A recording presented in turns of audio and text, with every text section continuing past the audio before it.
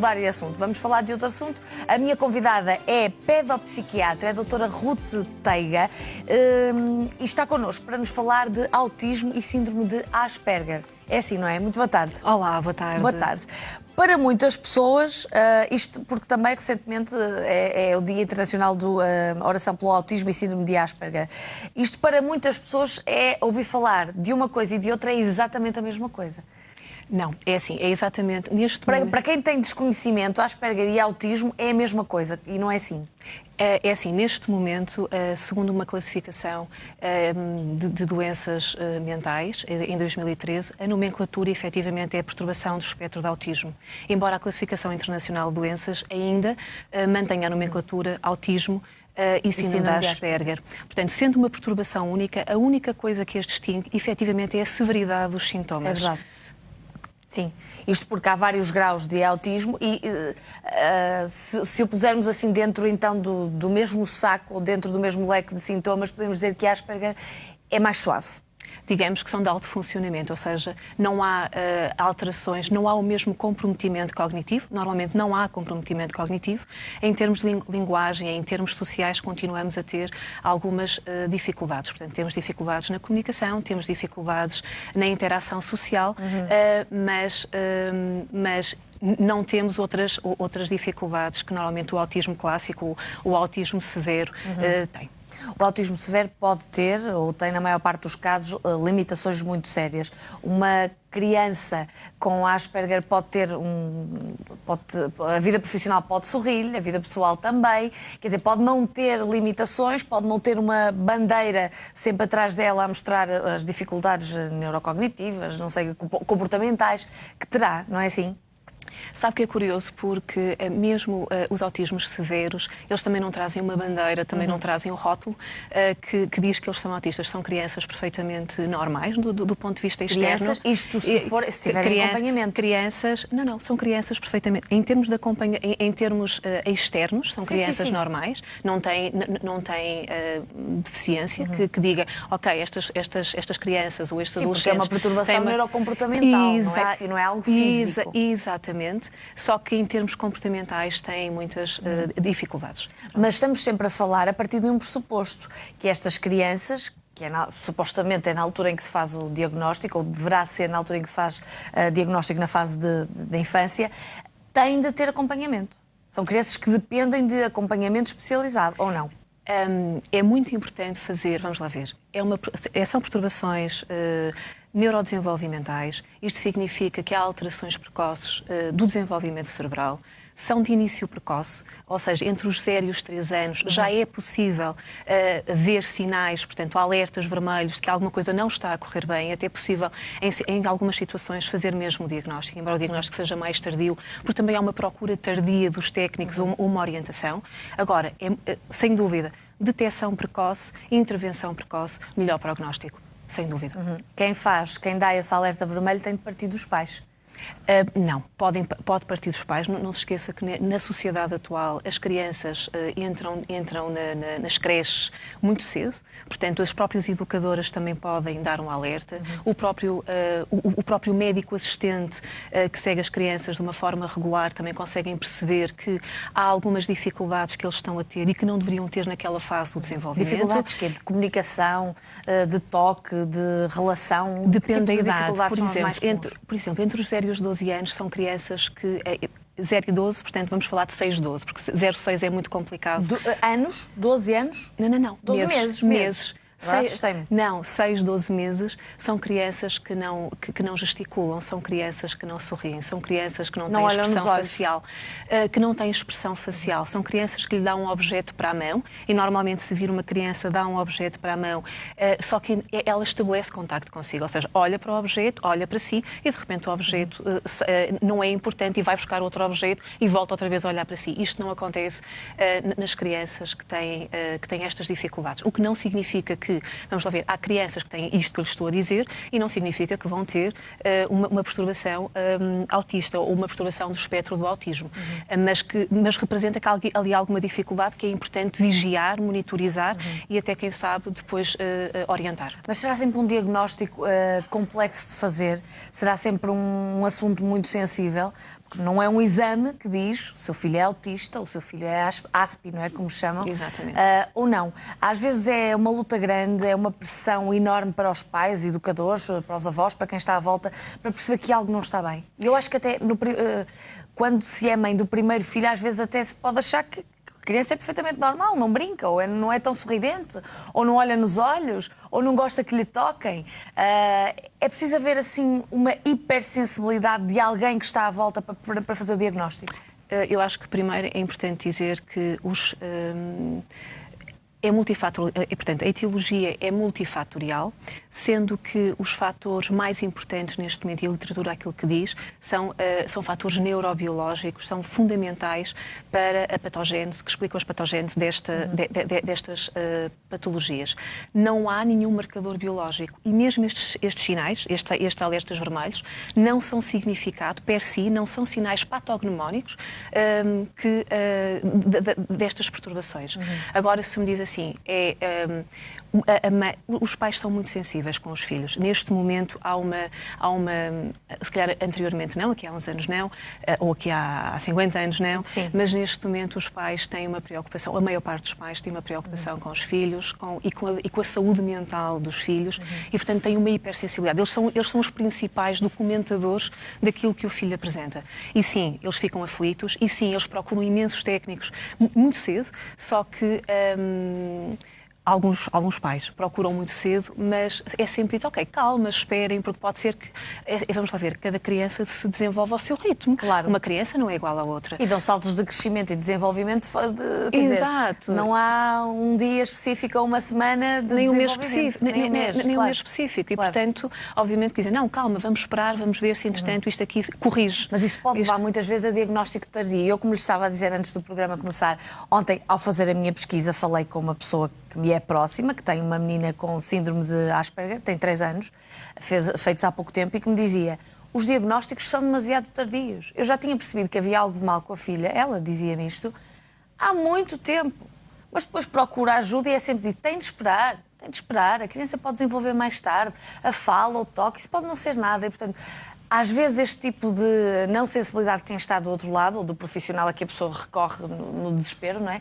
Pode levar a um diagnóstico tardio, que é um perigo, porque estas crianças têm de ser acompanhadas, sabe melhor do que eu, têm que ter uma terapia quase personalizada e rápida, de rápida intervenção, acho eu. Sabe o que é que eu lhe digo? É assim, aquilo, para mim, e acho que o mais é muito importante um diagnóstico para os pais ficarem, para os pais perceberem o que têm e poderem, entretanto, atender às necessidades.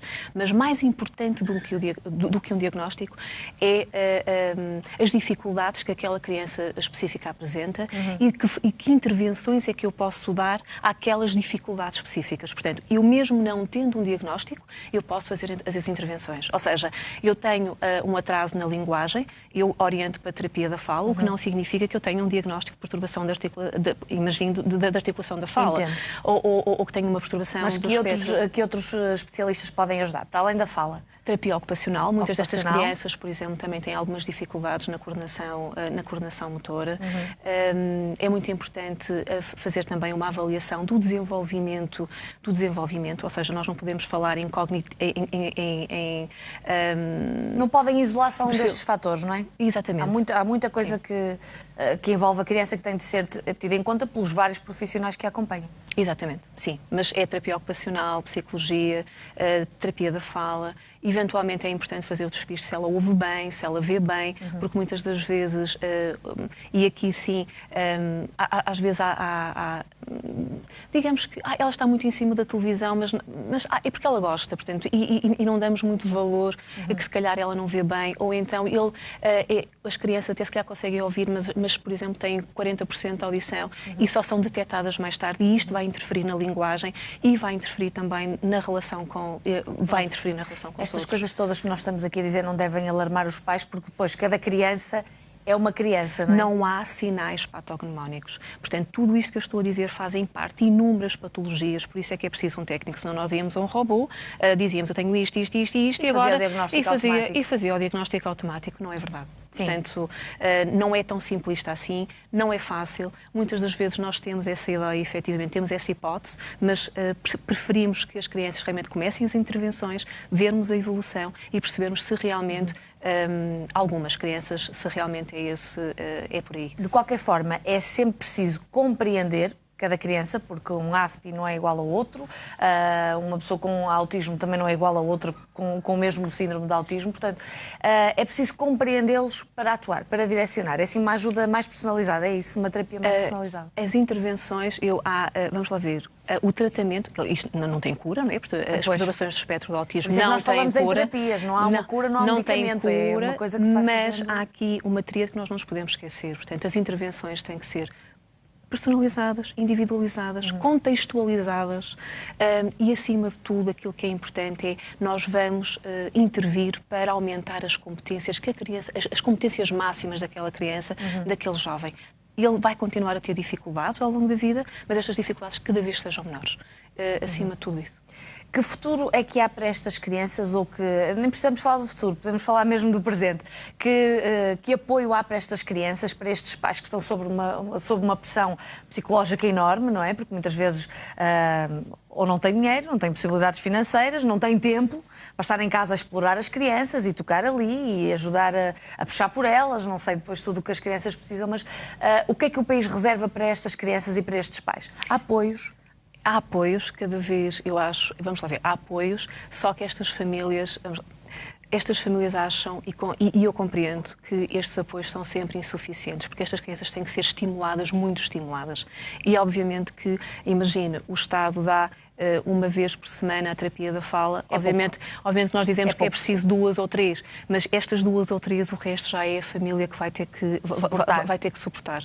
E, portanto, eu acho que não há apoios, só que as famílias consideram que, e nós também, em algumas situações, também, que deveria haver mais. Mas vão para escolas, não sei, especiais, ou vão para escolas onde estão todos os outros meninos? Estamos a falar sempre, de uma forma geral, falamos de autismo e Asperger, mas depois cada criança há de ter particularidades, mas vão para que tipo de escolas? Não se esqueça que há uma heterogeneidade muito grande. Nós temos crianças muito dependentes que não têm linguagem. E outras completamente autónomas. E temos crianças com um perfil cognitivo ótimo. Até acima da média, e que são aparentemente muito funcionais e que a única dificuldade está na relação com o outro. Com os outros. Ou seja, são ótimos alunos.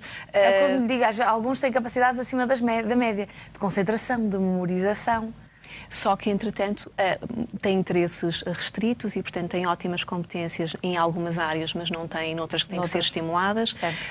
E esses, sim, estão em escolas normais, sem problema rigorosamente nenhum. Até ali uma coisa que dizia, habitualmente as crianças com autismo ou com Asperger são péssimos a filosofia, têm dificuldades em pensamento abstrato, e já estamos a falar de uma fase mais avançada, não é?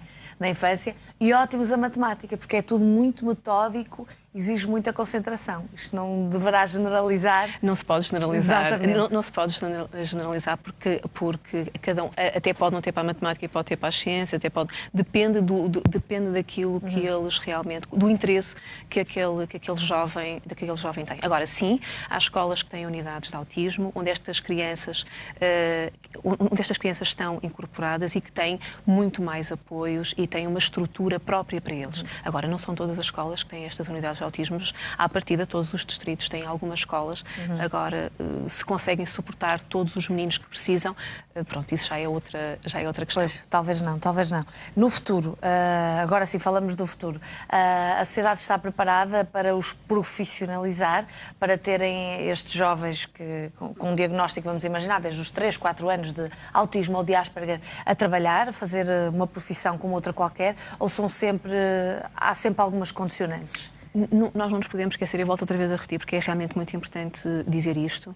Quando nós estamos a falar de perturbações do espectro do autismo, nós estamos a falar de um espectro de severidade. Portanto, depende do grau de severidade. Mais leves conseguem desempenhar todas as profissões? Todas as profissões, qualquer uma. A dificuldade está mesmo eu não compreendo o outro, não consigo prever aquilo que o outro me está a dizer, não consigo fazer a leitura do outro. Embora eles aprendam à medida que eles vão crescendo, há muitos jovens e que conseguem aprender algumas estratégias para conseguir se adequar em alguns sítios, e a verdade é que as pessoas notam que há algumas dificuldades, mas não é nada de especial. Mas há dificuldades.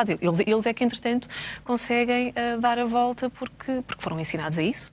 Foram ensinados mesmo, foram treinados para. Ensinados, treinados, exatamente. Depois têm as suas próprias técnicas, que até às vezes os terapeutas ensinam, não é? Sim, sim, e eles aplicam, porque depois são eles que querem. Sim. É preciso treinar as crianças, é preciso treinar os pais também, a família próxima.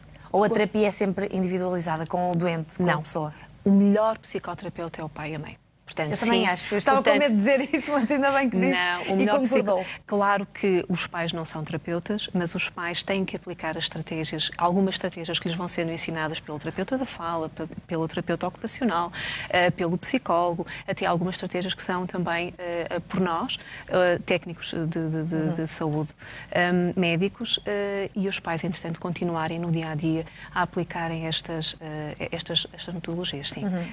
Acho que sim, muito bem. Doutora Ruth Teiga, muito obrigada por ter vindo ao consultório. Nós vamos agora deixar o espectro do autismo